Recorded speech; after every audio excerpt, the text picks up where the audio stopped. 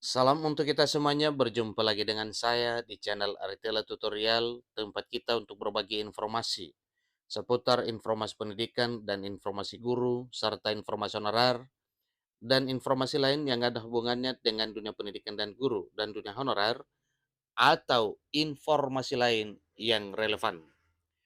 Pada pertemuan ini, saya menyapa seluruh Bapak Ibu honorer senair yang selalu setia melaksanakan tugas tanpa mengenal lelah dalam melaksanakan kegiatan pelayanan publik, baik di instansi pemerintah pusat, demikian dengan instansi pemerintah daerah. Saya yakin bahwa Bapak Ibu honorer selalu semangat dan selalu dalam keadaan sehat walafiat.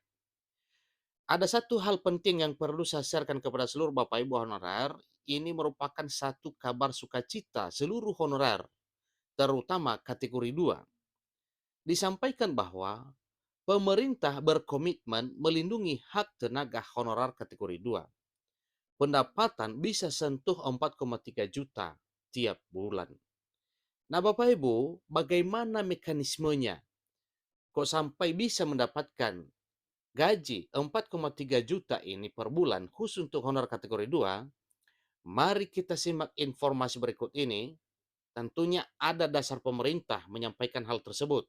Dan demikian juga dengan sumber informasi yang mengatakan terkait dengan hal ini, tentunya ada dasar kuatnya. Nah, mari kita simak informasinya Bapak Ibu, kira-kira apa dasar kuat sehingga beredar informasi yang mengatakan bahwa honorer kategori 2 mendapatkan penghasilan 4,3 juta per bulan. Ini katanya satu komitmen pemerintah dalam hal melindungi hak honorer kategori 2. Simak informasinya sampai selesai dan jangan lupa tekan tombol subscribe, nyalakan tombol notifikasinya supaya semua informasi yang disalurkan melalui channel ini selalu update di layar Bapak Ibu. Tanpa basa-basi lagi, langsung pada informasinya. Lengkongayobandung.com memuat satu kabar sukacita untuk para honorer seluruh Indonesia, terutama honorer kategori 2. Disampaikan bahwa hak-hak tenaga honorer kategori 2 kabarnya akan dilindungi oleh pemerintah negara Republik Indonesia. Bahkan kabarnya tenaga honorer kategori 2 akan diupayakan untuk memiliki pendapatan yang menyentuh 4,3 juta tiap bulan. Tentunya ini merupakan kabar baik bagi tenaga honorer kategori 2 jika benar bahwa pemerintah akan melindungi hak-hak honorer. Perlu diketahui sebelumnya bahwa kabar pemerintah akan melindungi hak tenaga honorer kategori 2 tersebut berada di wilayah Garut. Karena memang satu komitmen pemerintah Garut yaitu untuk melindungi honorer dan memperjuangkan nasib serta kesejahteraannya. Di mana Bupati Garut, Rudi Gunawan, menyampaikan siap untuk melindungi hak tenaga honorer kategori 2 di wilayahnya tersebut.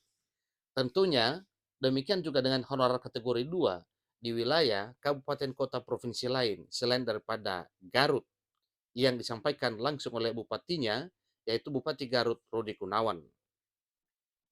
Dirinya pun begitu menyoroti terkait dengan banyak tenaga honorer kategori 2 di wilayahnya tersebut yang belum diangkat menjadi pegawai negeri sipil. Ada apa hal ini disoroti karena memang pada tahun-tahun sebelumnya, kurang lebih 10 tahun sebelumnya, ada pengangkatan honorer menjadi pegawai negeri sipil, yaitu di tahun 2013 dan 2014. Namun masih banyak sisanya, terutama ini di daerah Garut sebagaimana disampaikan oleh Bupati Garut Rudi Gunawan. Tak hanya itu saja, Rudi Gunawan akan memperhatikan tenaga honorer kategori 2 yang telah lama mengabdi untuk diangkat menjadi pegawai negeri sipil.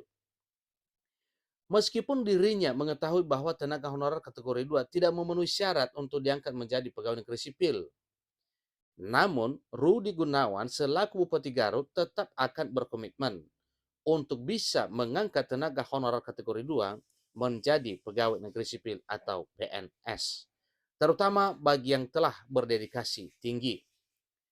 Dirinya pun memberikan perhatian pada petugas lingkungan hidup dan sopir yang telah berdedikasi sejak puluhan tahun, ada sampai belasan tahun. Itu kalau kita hitung dari 2004 berarti itu sudah 19 tahun untuk mengabdi. Karena mereka ini sudah bekerja kayak di petugas sampah ya, petugas sampah itu di dinas LH atau lingkungan hidup, 80% yang ini adalah non-SLTA malah. Mereka sudah bekerja di mobil-mobil itu sejak 2004, 2000 gitu. Jadi mereka yang sopir, ujarnya. Selain diangkat menjadi PNS, Rudi Gunawan pun akan mengalokasikan dana sebesar 65 miliar untuk memperbaiki sistem pendapatan tenaga honorer kategori 2, di mana dirinya mengungkapkan bahwa pendapatan tenaga honorer nantinya bisa menyentuh angka 4,3 juta tiap bulan. Luar biasa Bapak Ibu ya, ini satu jaminan dari Bupati Garut Rudi Gunawan mengatakan bahwa nantinya diupayakan pendapatan honorer tenaga honorer kategori 2 itu sampai 4,3 juta. Sangat berani menyampaikan hal ini karena memang komitmennya untuk memperjuangkan honorer di daerahnya. Untuk pendapatan tenaga honorer kategori 2 yang menyentuh angka 4,3 juta tiap bulan tersebut, termasuk sudah masuk BPJS Ketenagakerjaan dan BPJS Kesehatan. Jadi kita ada 65 miliar tahun depan. Honor 3,7 kali orang kali 13 bulan. Jadi dengan BPJS Ketenagakerjaan dan BPJS Kesehatan itu bisa mencapai 4,3 juta setiap orang per bulan. Itulah informasi dari pemerintah yang memang benar-benar siap untuk melindungi hak tenaga honorer yang terutamanya adalah honorer kategori 2 atau THK 2, di mana pendapatan bisa menyentuh 4,3 juta setiap bulannya. Nah, Bapak Ibu, tentunya ini adalah satu kabar sukacita, satu kabar gembira untuk seluruh honorer di wilayah negara Republik Indonesia, terutama yang dibahas pada informasi ini adalah para honorer kategori 2 atau ex-THK 2. Satu pertanyaan penting di sini, apakah hanya di wilayah Garutkah ini? Bagaimana dengan honorer kategori 2 daerah lain?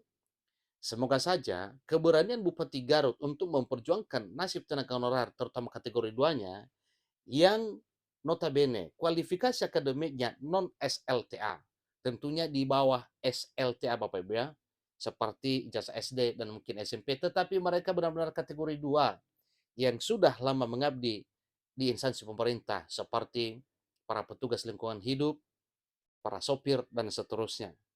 Jadi itulah informasi terkini terkait dengan perjuangan pemerintah daerah untuk menyejahterakan para honorer terutama kategori 2. Demikian informasi yang Bapak Ibu.